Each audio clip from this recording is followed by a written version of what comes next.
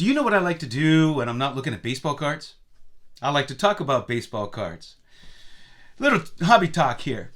I was watching Chasing Majors live after the fact, and he was giving his thoughts on Jeff Wilson's new mega card store opening in Atlanta. And I thought I'd give my thoughts. He was focusing more on the business aspect of it, and I'm not going to focus on that. I'm going to focus on the idea of it. I'm sure that he did his homework. He has investors, probably venture capitalists, willing to lose money if it doesn't work out. But from a collecting standpoint, from a hobby standpoint, man, I think it is fantastic. I think it's a fantastic idea, and I really hope it does well, because I think it would be huge for the hobby, especially if it's successful and he does it in other areas or franchises it out, and those things are more readily available other than just in Atlanta. Because I think, to me, if I was going to do something like that, I think I would want it in more of a touristy area where you had a constant influx of new people. But I'm sure he's looked at the demographics of the area and so forth, and believes that there's enough collectors there to make this go. But if you could have these in different cities, I mean, when I was growing up and I wanted to go find my vintage cards that, I couldn't find anywhere, there wasn't an internet or anything like that, I was so excited to be able to go to my local flea market and just see a handful of guys selling old cards. Can you imagine, those of you who grew up like I did, walking into a facility that was essentially like Disney World for sports cards? How unbelievably exciting that would be.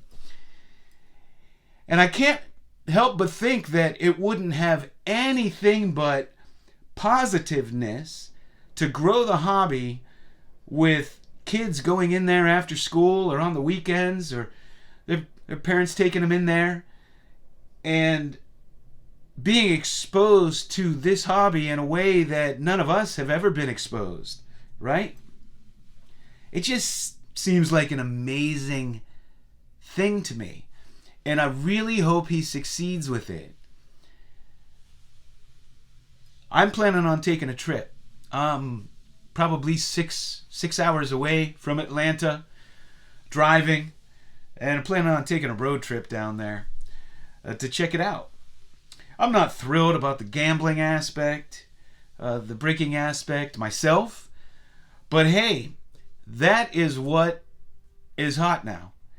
And a lot of the new collectors coming in, I might even venture to say most of the new collectors that are coming into the hobby are into breaks. They're into the gambling aspect of the hobby. They're into the investment aspect of the hobby. And let's be honest, we were all enamored with looking at a Beckett back in the day, looking up the price of something, or in the early 2000s, getting a pit.com account, trying to speculate on some up-and-comers. I know for me, that's where I bought my Albert Pujols Topps Chrome. I bought it on the pit. Although most of those cards I had, they're still in there because they were nothing. But I did have that one shipped to me. So there's always some of that, excitement of card prices, speculating, watching some of those prices go up. Now, in the last few years, these prices change daily, and it's kind of out of hand, impossible to keep up with unless that's your job. For a collector, it's next to impossible to keep up with. I know a lot of you keep spreadsheets and things like that, and that's fun for you. But so there's always been a little bit of that in there.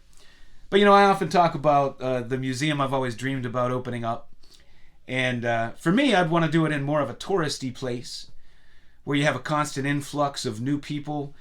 You have families bringing their kids, and it would be like a day trip or an afternoon trip or whatever. So you would think that something like what he's doing may do better there. But if you have enough population, you're going to have these people coming back over and over again, especially if you have different signings and different events going on and breaks and all that good stuff. But I can't imagine when I was a kid having something like that. I mean, I would be just so excited every time I walked into it. So I really hope that he does it well. If he opened that store near me, near one of my homes, I would approach him about putting my museum in there.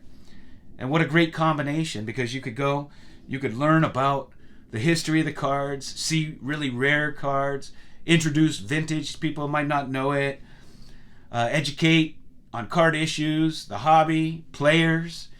I just think it would be outstanding. And then after you get all pumped up in the museum, you could go over and do some breaks or buy some cards, maybe buy the cards you're learning about over there. But I just want to say that I think that it could be a really great thing for the hobby. And I'm totally in support of it. And I really, really, really wish him all the best. And so I just wanted to give you my thoughts.